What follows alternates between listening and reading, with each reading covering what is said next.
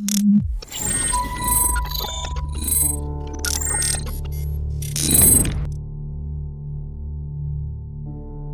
2000.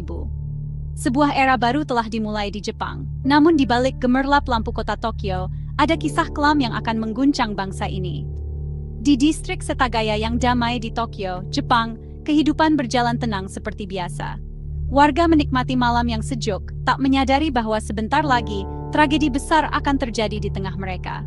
Satu keluarga beranggotakan 4 orang dibunuh secara brutal di rumah mereka sendiri, di sebuah lingkungan yang dikenal aman dan tenteram. Para korbannya adalah keluarga Miyazawa, Mikio, sang ayah, Yasuko, sang ibu, serta kedua anak mereka yang masih kecil, Rei dan Nina. Mereka dikenal sebagai keluarga yang ramah dan hangat di lingkungan sekitar. Ini adalah kisah pembunuhan keluarga Setagaya, sebuah kasus yang hingga kini masih menjadi misteri besar di Jepang.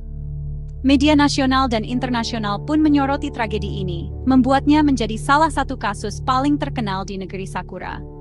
Rumah keluarga Miyazawa, yang terletak di daerah perumahan yang tenang, tiba-tiba berubah menjadi lokasi kejahatan yang mengerikan.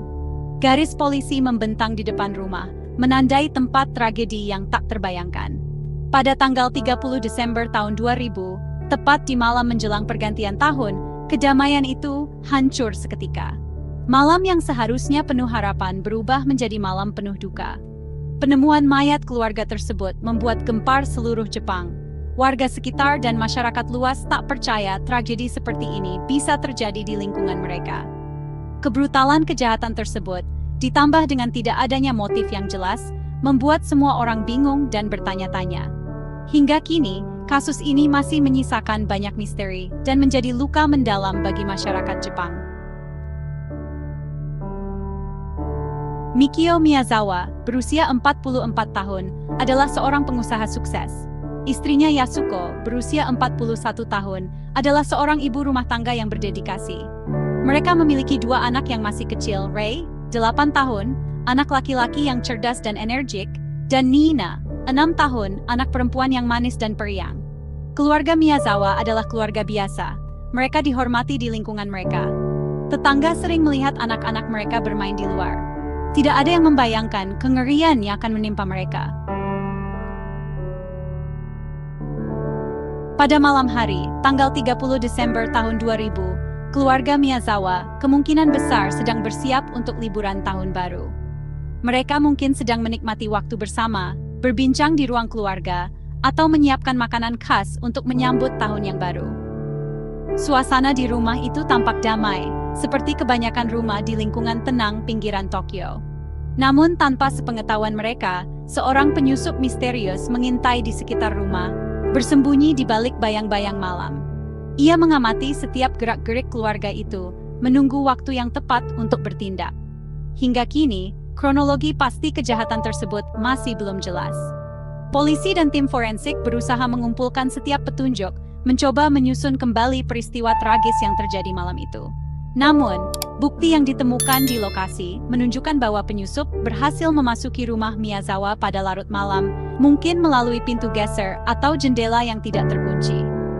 Detail serangan yang terjadi di dalam rumah itu terlalu mengerikan untuk dijelaskan secara rinci. Kejadian tersebut meninggalkan luka mendalam bagi keluarga dan masyarakat sekitar. Yang diketahui hanyalah bahwa setiap anggota keluarga Miyazawa ditemukan meninggal dunia dengan cara yang sangat sadis dan tragis, meninggalkan duka mendalam bagi banyak orang. Lebih mengejutkan lagi, setelah melakukan aksinya, pembunuh itu tidak langsung pergi. Ia justru tinggal di rumah tersebut selama beberapa jam, menggunakan komputer keluarga, memakan makanan yang ada di dapur, dan bahkan tidur di tempat tidur mereka, seolah-olah tidak terjadi apa-apa. Tindakan ini menambah misteri dan kengerian kasus yang hingga kini belum terpecahkan. Polisi tiba di rumah Miyazawa pada tanggal 31 Desember tahun 2000, setelah seorang kerabat yang khawatir melaporkan keluarga itu hilang. Tempat kejadian perkara sangat mengerikan. Pembunuh meninggalkan banyak bukti, termasuk sidik jari dan DNA.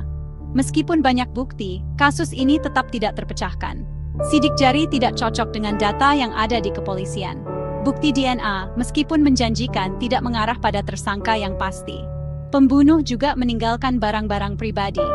Tetapi barang-barang ini tidak memberikan petunjuk tentang identitas mereka.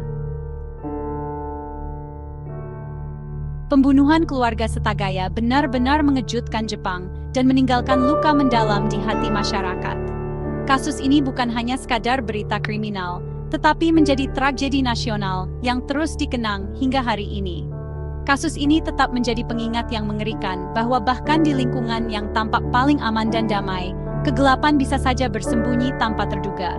Rasa aman warga pun terusik, dan ketakutan menyelimuti malam-malam di Setagaya. Kebrutalan kejahatan, kurangnya motif yang jelas, serta banyaknya bukti yang tertinggal di lokasi, semuanya menambah lapisan misteri yang sulit dipecahkan. Setiap petunjuk seolah membawa lebih banyak pertanyaan daripada jawaban. Penyelidikan terus berlanjut selama bertahun-tahun, melibatkan ratusan petugas dan ahli forensik, tetapi si pembunuh masih berkeliaran bebas. Identitasnya tetap menjadi teka-teki.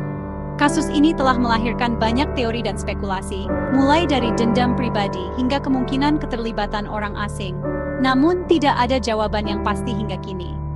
Pembunuhan keluarga Setagaya menjadi pengingat yang menghantui tentang betapa acaknya kejahatan bisa terjadi, dan betapa rapuhnya rasa aman yang kita miliki. Pertanyaannya tetap menggantung di udara, siapa yang tega melakukan tindakan keji seperti itu, dan apa alasan di baliknya? Misteri ini masih menunggu untuk dipecahkan.